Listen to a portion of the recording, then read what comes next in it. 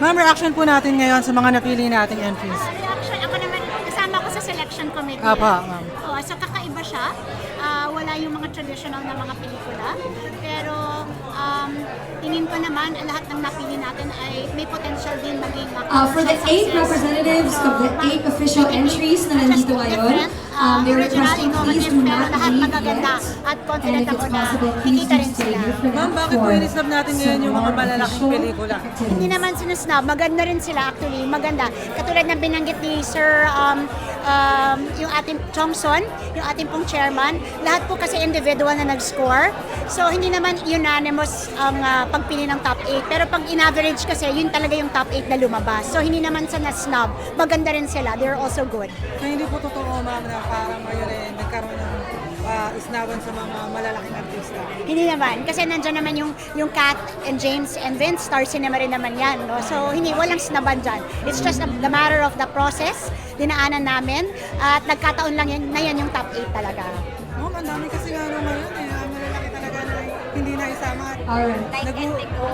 So for Kaya our may kami friends sa across the media, the press conference is actually just right Hindi here. ko alam, next door. actually, alam mo, yung iba sa mga malalaki, actually, mataas na ng, ako personally, I gave them very, very good scores din. Kaya lang talaga nun, pinagsama, hindi lang talaga sila nasa top 8, yun lang talaga yun. Pero ma'am, hindi ba ito sinadya para maiba lang this year?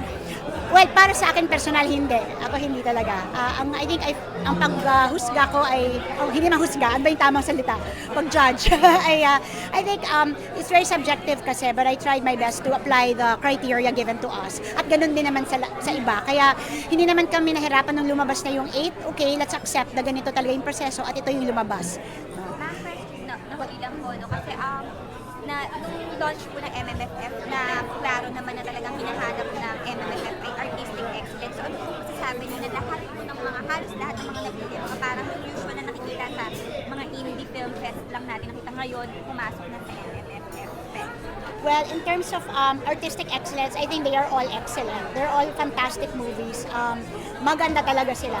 And ako, siguro ang panawagan ko sa mga mamayan, bagamat hindi sila yung traditional na napapanood sa MMFF, wag natin stereotype ang ating mga sarili, wag natin ikahon ang ating sarili na eto lang talaga ang box office hit. I think lahat sila potentially box office hit sila. They're very appealing rin. Kasi po parang previously po, talagang may emphasis on commercial viability. Yung Once again, to our friends from the press and media, we would like to request you to proceed to the room kasama next din door siya, for the pero press sa conference. ano po naging For Kasi actually, information. sinusundan lang po namin yung criteria na binigay sa amin ng Execom. Talagang sinundan lang po namin. At ang number one criteria po talaga yung sabi nila, yung excellence, artistic excellence, quality. Yun po talaga yung technical excellence as well. So yun po yung pinakamataas. Pero kung sinabi naman nila na yung number one criteria natin, dapat maging sure fire box office commercial hit. Iba rin naman ang pananaw natin, di ba? So sinundan lang po namin yung criteria sa tingin ko. So tingin niyo po ba magiging exciting po kasi ito na parang exciting tong taon na to dahil yung pagbabago na gusto ma-implement sana ng Execom parang pagiging Tingin ko magiging exciting kasi I think kung pananaw din ng mga movie going public, macha-challenge, no? Yung mga traditions natin, yung mga stereotypes natin, macha-challenge din. Pero para sa akin, let's keep an open mind kasi our panel of our screening committee are all very good, prestigious talaga sila. Magaganda yung their tastes are very good, no? So, let's trust in their judgment, no? At hindi naman talaga tayo magpe-present ng mga films sa ating mga mamamayan na tingin namin hindi quality, maganda, ma-appreciate, ma-enjoy nila. last po, medyo paulit-ulit lang pero para lang din klaro. Kasi yung mga previous film fest, ang laging sinasabi, pagka Pasko dapat comedy yan, pang pamilya, pang mga bata. So ngayon, parang medyo wala yung mga ina-expect natin na usual pambato na pang MMFF. Ano po? Well, actually, marami sa kanila dito ay comedy ha. Maybe half of them or more are comedy. Light, marami ring light dito. So, hindi totoo na puro mabigat. May isa o dalawang mabibigat. Pero karamihan ay light, comedy rin, rom-com din.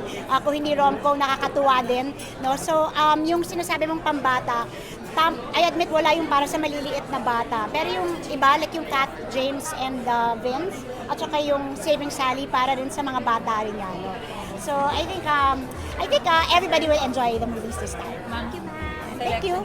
Vice Teacher lang po.